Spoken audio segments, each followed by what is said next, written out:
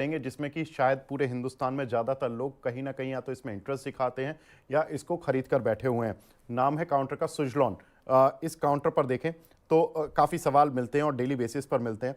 Share का प्रदर्शन सितंबर में अगर देखें तो सितंबर 2024 में काउंटर 86 रुपये तक गया। ऊपरी स्तरों से काउंटर ऑलरेडी करीब 34% तक गिर चुका है और शेयर मई 2023 में 8 से 10 रुपए की रेंज में था।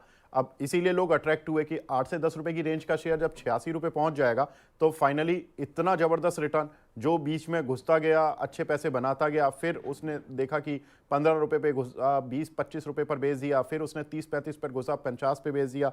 तो ऐसे करते करते वो प्रॉफिट तो कमा गए, लेकिन जब बाद में फंसे तो काफ़ी ऊपर के ट्रैप भी हो चुके हैं। अब क्यों गिरा शेयर, ऐसा क्या हो गया?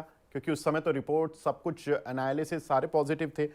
एक तो डोनाल्ड ट्रंप जब से आए हैं, जब से इस काउंटर की रिन्यूएबल शेयरों की ज़्यादा पिटाई हो रही है, वो इसलिए क्योंकि उनका कहना है कि क्लीन एनर्जी पर मैं ज़्यादा फोकस नहीं करना चाहता, मैं तो कोयला, तेल, गैस से बेस्ड जो एनर्जी बनती है उस पर फोकस करूंगा। तो उसकी वजह से हो क्या रहा है कि दुनिया भर में जो एक इक्विपमेंट सप्लायर है सुजलॉन, विंड एनर्जी के इक्विपमेंट सप्लाई करती है, तो ये क्या हो रहा है कि इनके लिए डिमांड साइड जो होगी एक्सपोर्ट फ्रंट पर, वो थोड़ी सी हो सकता है कि थोड़ा डाउन हो जाए। हालांकि अभी तक सुजलॉन का जो पूरा फोकस था वो इंडियन मार्केट पर ही था, इंडिया से ही ज्यादातर ऑर्डर ले रही थी, तो उसको उतना ज्यादा इंपैक्ट नहीं है। लेकिन अक्टूबर दिसंबर में एफआईज ने भी कुछ शेयर बेच दिए। एफआईज ने स्टेक लगभग 23.72% से घटाकर 22.87% किया है। वैल्यूएशन को लेकर चिंता जब भी थी 80 रुपए पर भी थी, आज इसलिए है क्योंकि अभी भी काउंटर जो है अभी भी करीब 48 के पी मल्टीपल पर, 50 के पी मल्टीपल पर चल रहा है। पहले 2 छमाही में अच्छे नतीजे आए थे कंपनी के, कोई दिक्कत नहीं थी। लेकिन अगर हम देखें अप्रैल से जून वाला क्वार्टर और जुलाई से सितंबर वाला क्वार्टर, इनके 2 रिजल्ट्स आ चुके हैं। ये 2 रिजल्ट्स की भी ईपीएस कुल 37 पैसे थी। अगर इसको डबल भी कर लो तो 74 पैसे हो जाएगी, यानी कि पूरे साल की ईपीएस 74 पैसे हो जाएगी। आईसीआईसीआई की रिपोर्ट कहती है कि जी ईपीएस हमारा एस्टीमेट है FY25 में 1 रुपये 10 पैसे हो जाएगी। चलिए 1 रुपये 10 पैसे ईपीएस हो भी गई तो भी पी मल्टीपल करीब 48 पर चल रहा है। लेकिन अब घबराएं या बचें, अब पहले भविष्य के कुछ ट्रिगर्स देख लेते हैं।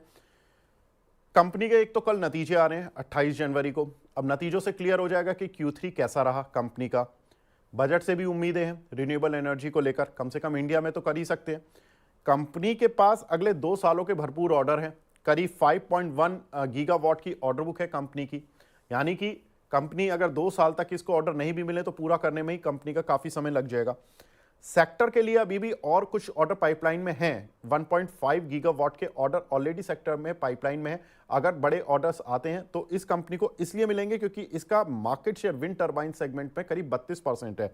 अगर हम देखें तो कंपनी अपने फाइनेंशियल्स को भी सुधारने में लगी हुई है। इसने नॉन कोर एसेट बेचने में, इन्होंने अपना एक ऑफिस भी बेचा था जो करीब 400 करोड़ का था, तो वहां से भी कंपनी का कैश पाइल अप हो रहा है। साथ ही डीआईज ने भी इसमें स्टेक बढ़ाया।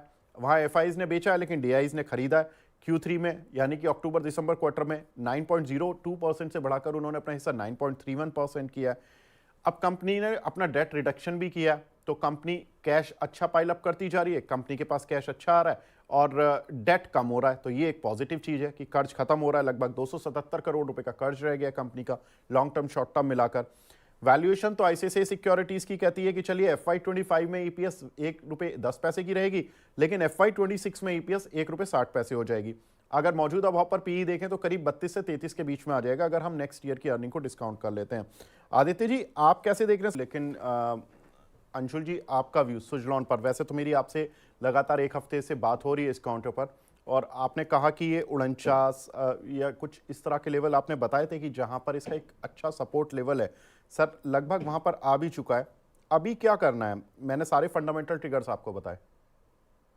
सर 50 रुपीज 60 पैसा ये मेजर सपोर्ट वीकली हमने डिस्कस किया था कि 65 के आसपास फ्लर्ट कर रहा है। फाइनली जब गिव अप किया था और रिवर्सल बना था, एग्जैक्ट डेट थी 2 जनवरी, तब से हम डिस्कस करते आ रहे हैं कि 50 रुपये 60 पैसा इसका पहला टारगेट बनेगा, और अगर नहीं प्रोटेक्ट हुआ तो 35 रुपये 50 पैसा फिर वीकली ऑर्डर फ्लो का लो आता है। तो ऑर्डर फ्लो हाई पे आया है, लेकिन समस्या ये है कि लोअर सर्किट के साथ आया है। और अगर ये लोअर सर्किट का सिलसिला कंटिन्यू रहा तो पता नहीं कहाँ तक कंटिन्यू रहेगा।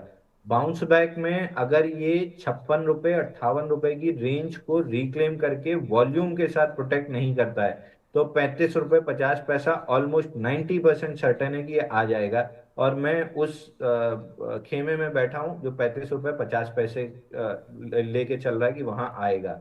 तो बाउंस बैक में 56 या 58 रुपये मिल जाता है। एग्जिट करने की कोशिश कीजिए, नेक्स्ट लेग में 35.5 रुपये के टारगेट मिल जाएंगे।